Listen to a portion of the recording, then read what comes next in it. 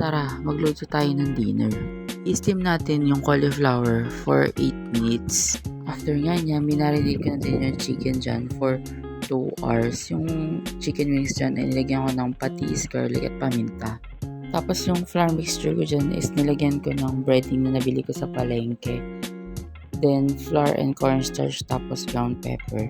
Ito nga naisip kong lutuin sa dinner kasi nga kung ano yung laman ng ref, yun yung dapat kong unahin. Lalo na kung nakikita ko na dapat ay walang masasayang kasi biyaya yan ng Diyos at binigay din yung mga gulay sa amin. So, kailangan ko mag-isip ng paano siya lutuin. Habang piniprito nga yung chicken dyan, ang luto ng cauliflower nito ay from ka-office mate ko before na natikman ko din sa kanya.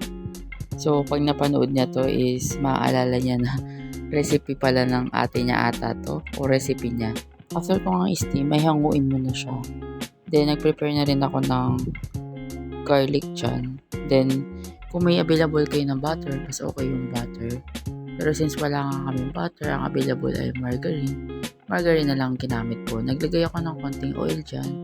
Tapos, 1 tablespoon of margarine ay okay na.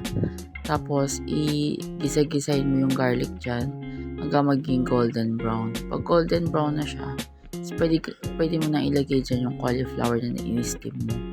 Pagkalagay mo nga, i-gisa-gisahin mo lang siya.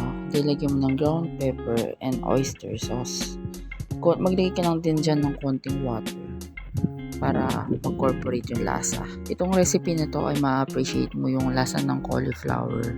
Kasi ang common na luto ng cauliflower ay binibake siya or nilalagay sa chop suey. Kaya yung kilalang cauli rice. Pero kasi ako hindi ko bet yung ganun. Mas na-appreciate ko yung luto na to. Natikman ko sa office mate ko. Masarap din pala siya. So, ayan na nga ang ulam namin na may kasamang pritong manok.